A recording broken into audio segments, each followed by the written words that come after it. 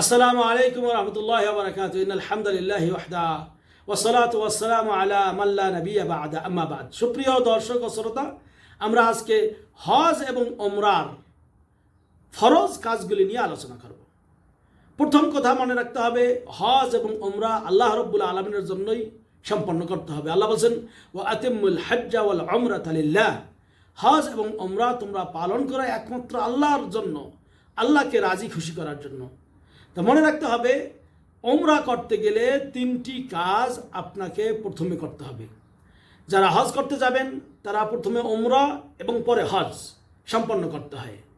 তা এই হজ আবার তিন প্রকার, এটা নিয়ে পরে আলোচনা হবে ইনশাআল্লাহ। একটা হলো ইফরাদ, কেরান, তামাত্তু।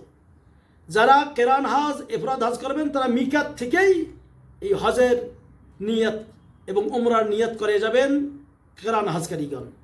আর ইফরাদ হজকারীগণ হজের নিয়ত মিকাত থেকেই করে যাবেন। তামাত্তু হজকারীগণ তারা প্রথমে ওমরার নিয়ত করবেন। এই ওমরা করতে গেলে বলবেন আল্লাহুম্মা লাব্বাইকা ওমরাতান।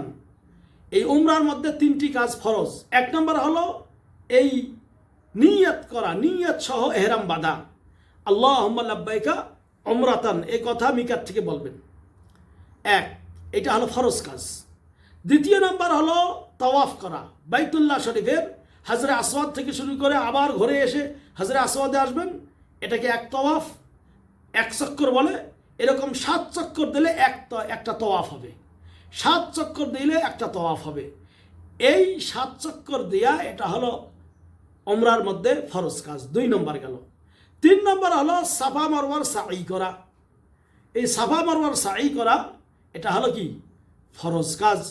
আল্লাহ বলছেন যে ইন্না সাফা ওয়াল মারওয়াতা মিন শাআইরিল্লাহ। সাফা এবং মারওয়া আল্লাহর নিদর্শন। ফামান হাজ্জাল বাইতা আও ইতামারা, যে ব্যক্তি আল্লাহর ঘরের হজ করবে অথবা ওমরা করবে, ফালা জুনাহা আলাইহি আন ইয়াতাওয়াফা বিহিমা, তার কোনো অপরাধ হবে না এর তাওয়াফ করা, অর্থাৎ সাফা মারওয়া সাই করা। এটা তার জন্য অনুচিত নয়, অর্থাৎ তার জন্য উচিত। তো এই জন্য তিনটি কাজ, তাহলে প্রথমে নিয়ত, এরপরে আল্লাহর ঘরের তাওয়াফ, এরপরে সাফা মারওয়া সাই, এই তিনটা কাজ ওমরার মধ্যে ফরজ। আর মিকাত থেকে এহরাম বাঁধা, মাথাসুল মুন্ডন করা বা নেড়ে করা, এটা হলো আপনার ওয়াজিব। এটা নিয়ে পরে আলোচনা হবে ইনশাআল্লাহ। এরপরে আসুন, হজের মধ্যে ফরজ কাজ 4টি। হজের মধ্যে ফরজ কাজ 4টি। 1 নম্বর হলো নিয়ত সহ এহরাম বাঁধা। যারা কেরান হজকারী, ইফরাদ হজকারী, তারা মিকাত থেকেই এই হজের নিয়তেই এহরাম বেঁধে ফেলছেন। যারা তামাত্তু হজকারী তারা এই উমরা শেষ করে অবস্থান করবেন মক্কায়, এবং জিলহজ মাসের 8 তারিখে মিনাতে তারা বলবেন, সকালবেলা গোসল ইত্যাদি করে এহরামের কাপড় পরে আবার বলবেন আল্লাহুম্মা লাব্বাইকা হাজ্জান, এই হজের নিয়ত করলেন। এটা হলো ফরজ। দ্বিতীয় নম্বর হলো উকুফে আরাফা, অর্থাৎ 9 তারিখে, জিলহজ মাসের 9 তারিখে আরাফার মাঠে যাবেন, যে সেখানে অবস্থান করবেন। আল্লাহ নবী সাল্লাল্লাহু আলাইহি ওয়াসাল্লাম বলছেন আল হজ্জ আরাফা, অর্থাৎ আরাফার মাঠে অবস্থান করাটাই হলো হজ। আপনাকে আরাফাতের মাঠে অবস্থান করতে হবে। বরং এই আরাফার মাঠে কোনো লোক যদি এই দিনের মধ্যে যেতে না পারে, এমনকি জিলহজ মানে যে মুজদালিফার রাত্রিটি, ওই রাতের যে ফজরের আগ পর্যন্ত কেউ যদি যায়, ইনশাআল্লাহ হাদিসে এসেছে যে মান জাআ লাইলাতা জামিআন ক্বাবলা তুলুইল ফজর ফাকাদ আদরাকাল হজ, যে ব্যক্তি ফজর উদয় হওয়ার আগ পর্যন্ত আরাফাতের মাঠে অবস্থান করলো, সে হজ পেয়ে গেল। অর্থাৎ আপনাকে মনে রাখতে হবে যে জিলহজ মাসের 9 তারিখে আপনি যেন আরাফাতে অবস্থান করেন, এটাই হজের মূল কাজের মধ্যে একটি। তাহলে 2 নম্বর গেল। 1 নম্বর নিয়াত সহ এহরাম বাঁধলেন, 2 নম্বর আরাফাতে অবস্থান করলেন।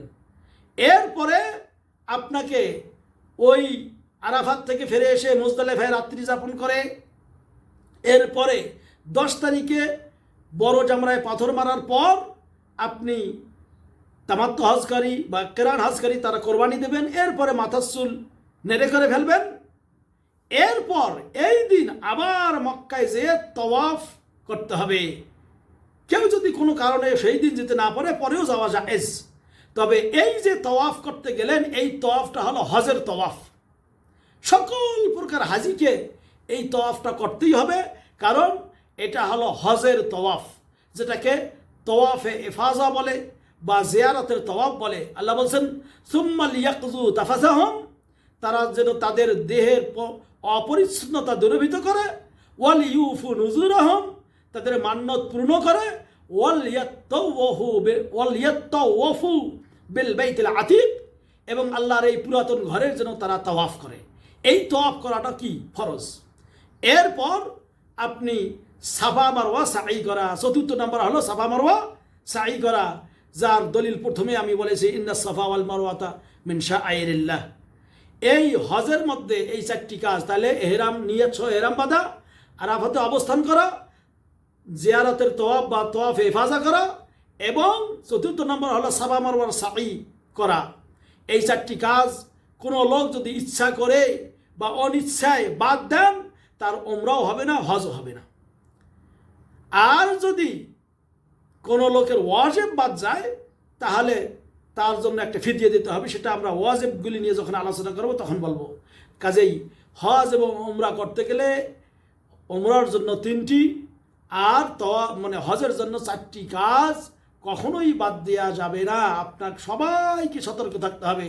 আল্লাহর কাছে দোয়া করি, আল্লাহ হজ এবং ওমরাকারীদের হজ এবং ওমরা কবুল করো, এবং তাদেরকে সঠিকভাবে এই ফরজ কাজগুলি, রোকনগুলি মেনে হজ এবং ওমরা আদায় করার তৌফিক দান করো। আমিন। ওয়া সাল্লাল্লাহু আলা নবিয়িনা মুহাম্মদ। ওয়াসসালামু আলাইকুম ওয়া রাহমাতুল্লাহ।